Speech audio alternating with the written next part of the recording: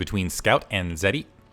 At the upper 9 o'clock, 10-ish clock position, we have Scout as the red Zerg. He took game 1. This is a best of 5. Bottom right-hand corner, we have Zety, or Q Dadu. Hopefully, I feel like I gave that like a Q-ish sound instead of a K-ish sound. English to Spanish and other languages is a funny thing. I prefer saying Ciudadu. I think that's more fun to say. It's hard to do the Q, Kadu. I don't know. I guess it's not that bad. Anyway, game 1.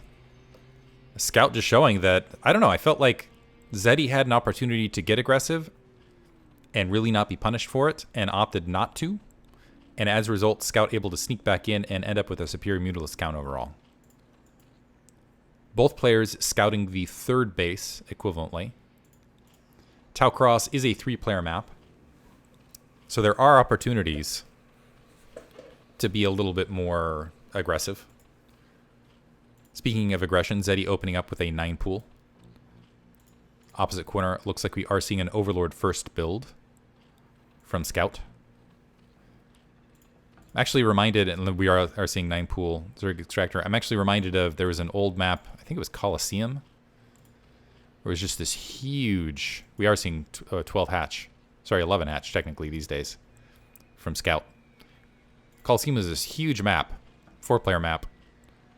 And it was the WCG Grand Finals between LZ Gamer and Machine. And LZ Gamer playing Mind Tricks actually went for, I think it was like a 7 pool or maybe even a 5 pool against Machine, knowing that the standard meta was to go 12 hatch on that map. I believe ended up winning it because he got the lucky Scout in there. That was kind of a grudge match for the who's the best Zerg in the United States at the time. Back to this match. I'm not sure why I felt like sharing that story. 6 Zerglings being produced here. We are seeing initial Zergling speed for Zety. And actually, full 8. Spawning pool coming out. If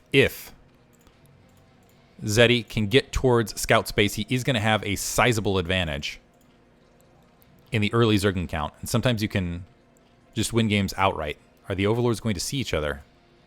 Does not look like it. Are they just going to come into vision now? Looks like doesn't matter because this Overlord going to be up right. That means Zety's Zergling is going to go to the one spawn that's missing. Second hatchery just coming online. Creep Colony at the natural expansion. Unfortunately for Scout, he is not going to be... Oh, he does cancel. Overlord sees the Zerglings coming across, so he cancels in time. Is this going to now be... Cancels and opts to go to lair. Creep Colony building in. Still needs to delay against these Zerglings. The Zerglings are now in the main. Drones trying to drone drill across these Zerglings. Instead, they're getting killed. Sunken Colony is up. Zerglings to follow. Early advantage, Zety. Lair is morphing in. We got 9 drones to 7 for Scout. One advantage here, though, is depending on micromanagement, Scout might be able to sneak a couple Zerglings with this Sunken Colony in place. He just needs to make sure that he can use his Zerglings to kind of block the corners. He's got a nice Sim City here. But we do have more Zerglings flooding across. Zety's going to go ahead and take a natural expansion, realizing he has at least momentary map control.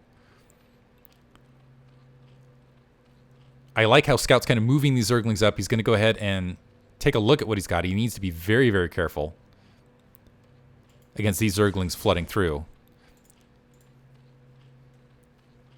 Boxed in. He's actually taking the overall drone count lead and placing another Creep Colony before Spire. Interesting. Inside his own base. Spire is now being placed for Zety. He went ahead and followed this up for Lair. I thought that drone was coming out to place an additional expansion. It looks like he thought better of it. Brought it back to home base. Both players dead even in the drone count. Never mind, an offensive drone. That's where it went. Which is what was forcing these Sunken Colonies out of Scout. Scout's trying to sneak forward, draw these Zerglings back. Sunken Colony being morphed now. Interesting timing between the two. But what this is going to do is this is going to let Zety go ahead and get that Spire up. It is 1 base versus 1 base. And if he can get a Mutalisk out here, he will take this match. I love this play. So now it's Sunken Colony versus Sunken Colony. Scout winning that overall fight, but he is delayed on that Spire by a large margin. Just now placing that Spire, and the Spire's already finished here. And 3 Mutalisks are going to be on the way. I think that might be GG. Great play from Zety. Some Zerglings trying to peek through. They're getting cleaned up. I think Scout realizes the situation. All of those Zerglings now gone. Great micro from Zety. I think he's going to wait for the Mutalisks. Starting to go in. He's going to try to power down that Spire to seal this win. Gets the cancel, and that's going to be GG for sure. Mutalisks already making their way. A second Spire being built desperately from Scout. Scout does have a slight drone advantage, but he has 0 anti-air. 0 anti-air, and that's going to be GG. Great play from Zety on the follow-up.